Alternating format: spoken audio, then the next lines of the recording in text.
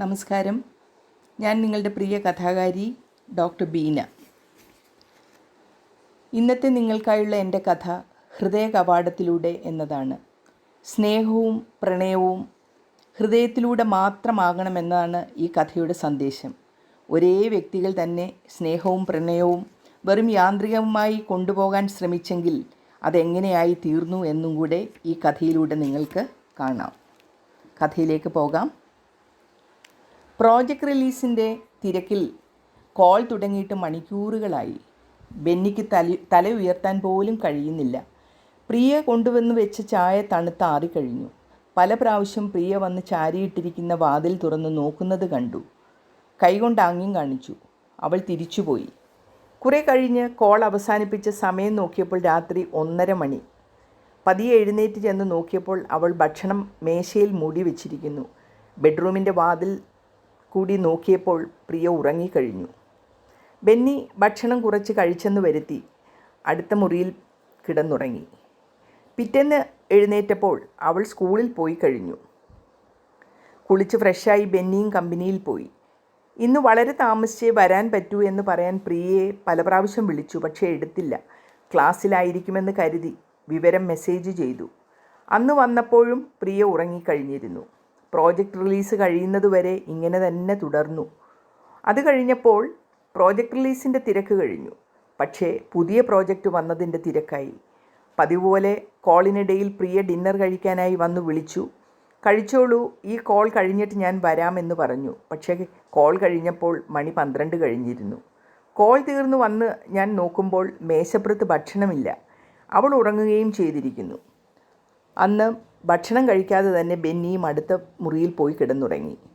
ഇതിനൊക്കെ ഇടയിൽ അവർ തമ്മിൽ മാനസികമായി അകലുന്നത് അവർ പോലും അറിഞ്ഞിരുന്നില്ല. കല്യാണം കഴിഞ്ഞിട്ട് 3 മാസമേ ആയിട്ടുള്ളൂ. മധുവിധുകാലമാണെന്ന് പോലും ഓർക്കാൻ ബെന്നിക്കും പ്രിയയ്ക്കും നേരം കിട്ടുന്നില്ല. പ്രിയ സാമ്പത്തികമായി ഭദ്രതയുള്ള വീട്ടിലെ ഒറ്റ മകളാണ്. മിടുക്കിയായി പഠിച്ചൊരു പബ്ലിക് സ്കൂളിൽ ടീച്ചറാണ് അവൾ. പലതും പ്രതീക്ഷിച്ചാണ് ഈ വിവാഹത്തിന് സമ്മതിച്ചത്.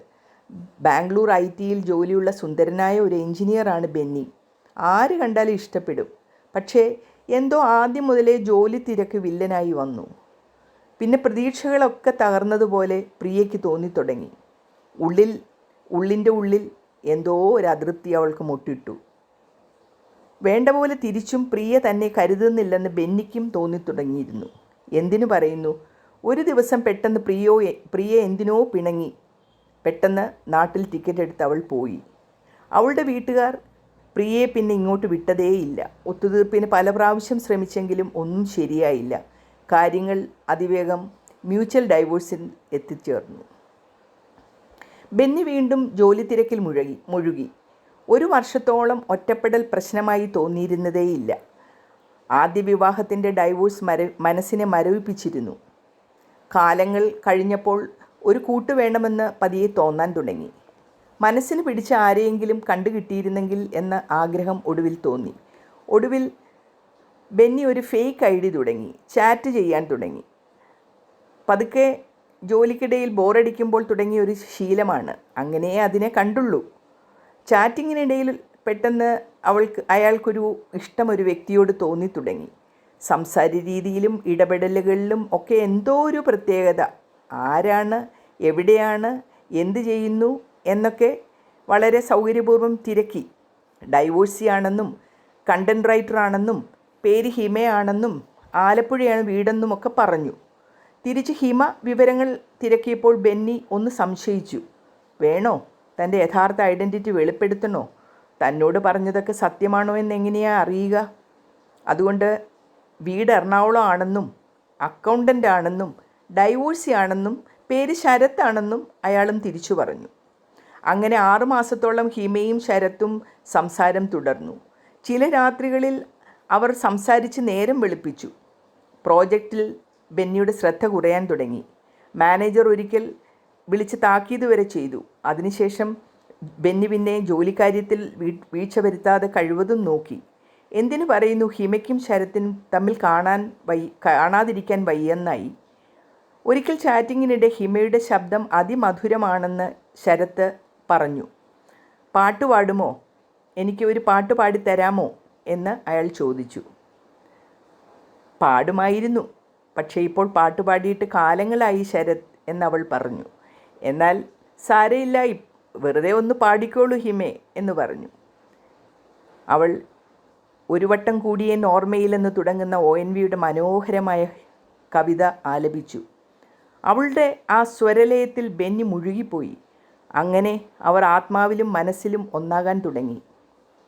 ഇല്ല, ഇനിയും തമ്മിൽ കാണാതിരിക്കാൻ ഒട്ടും പറ്റില്ല. ശരത്ത് പെട്ടെന്ന് ഫോൺ എടുത്ത് ഹിമയ്ക്ക് മെസ്സേജ് ചെയ്തു. ഞാനും അങ്ങോട്ട് പറയാനിരിക്കുകയായിരുന്നു ശരത്. ചിരിച്ചുകൊണ്ട് ഹിമയുടെ മറുപടി വന്നു. അവർ എവിടെ വെച്ച് കാണണമെന്നും എങ്ങനെ കാണണമെന്നും ഒക്കെ പ്ലാൻ ചെയ്യാൻ തുടങ്ങി. എറണാകുളത്തും വേണ്ട, ആലപ്പുഴയിലും വേണ്ട, പരിചയക്കാർ ആരെങ്കിലും കണ്ടാലോ? എന്നാൽ ഒരു കാര്യം ചെയ്യാം, നമുക്ക് ഇടയ്ക്കുള്ളൊരു സ്ഥലത്താകാം. കോട്ടയത്ത് ലുലു മോളിൽ വെച്ച് കാണാം. സമയം എപ്പോൾ വേണമെന്ന് ആലോചിച്ച് തീരുമാനിക്കാം, ഹിമ പറഞ്ഞു. അങ്ങനെ രണ്ടുപേരും ആദ്യ കാഴ്ചയ്ക്ക് വേണ്ടി കൊതിയോടെ തയ്യാറെടുത്തു. ആ ദിവസം വന്നെത്തി. ബെന്നി തലേന്ന് തന്നെ കോഴിക്കോട് വീട്ടിലെത്തി. പറയാതെ വീട്ടിലെത്തിയപ്പോൾ അമ്മ വളരെ സന്തോഷിച്ചു. പിറ്റേന്ന് രാവിലെ തന്നെ കോട്ടയത്ത് ഒരാവശ്യമുണ്ടെന്ന് പറഞ്ഞിറങ്ങി. വളരെ പാടുപെട്ടാണ് ബെന്നി മാനേജരോട് പറഞ്ഞ ഒരു ദിവസത്തെ ലീവ് എടുത്തത്. അങ്ങനെ കൃത്യസമയത്ത് തന്നെ കോട്ടയം ലുലു മോളിലെത്തി. നേരത്തെ പറഞ്ഞിരുന്ന കളർ ഷർട്ടും പാൻറ്റുമാണ് ബെന്നി ധരിച്ചത്. ഹിമയോടും ഇടുന്ന ചുരിദാറിൻ്റെ കളർ ചോദിച്ചു മനസ്സിലാക്കിയിരുന്നു. മോളിലെത്തിയപാടെ ഫോണിൽ ബന്ധപ്പെട്ടു. ഹിമ ഇരുന്നിരുന്ന സ്ഥലത്തേക്ക് നടന്നെത്തുമ്പോൾ ദൂരെ നിന്ന് അതേ നിറത്തിലുള്ള ചുരിദാറിൽ ഒരു പെൺകുട്ടി എതിർദിശയിലേക്ക് തിരിഞ്ഞിരിക്കുന്നത് കണ്ടു. അത് കണ്ടപ്പോൾ തന്നെ ബെന്നിയുടെ ഹൃദയം ഇടിക്കാൻ തുടങ്ങി. മനസ്സിൻ്റെ തുടിപ്പും മിടിപ്പും ആകാംക്ഷയും കൊണ്ട് അയാൾക്ക് വിയർക്കുന്നതായി തോന്നി.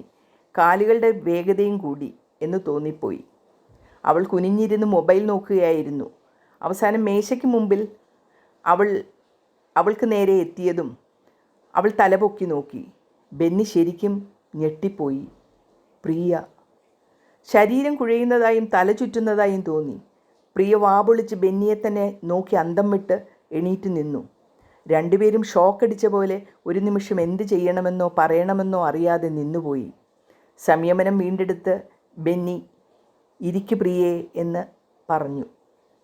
കുറേ നേരമായോ വന്നിട്ട്? പ്രിയയോട് ചോദിച്ചു. പ്രിയ അതിന് മറുപടിയായി ഒരു ചമ്മിയ ചിരി സമ്മാനിച്ചു. രണ്ടുപേരും എവിടെ തുടങ്ങണമെന്നറിയാതെ അടുത്തടുത്തിരുന്നു. വീണ്ടും പ്രിയ ഒന്നും മിണ്ടാതെ തലയും കുനിച്ചിരിക്കുകയായിരുന്നു. ബെന്നി പതിയെ പ്രിയയുടെ കൈകളിലേക്ക് തൻ്റെ കൈകൾ അടുപ്പിച്ചു.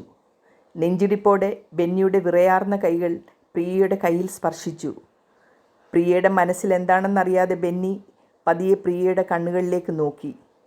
അവളുടെ കണ്ണുകളിൽ നിന്നും കണ്ണീർ ധാരധാരയായി ഒഴുകുന്നുണ്ടായിരുന്നു. പെട്ടെന്ന് അവർ വികാരപരവശരായി.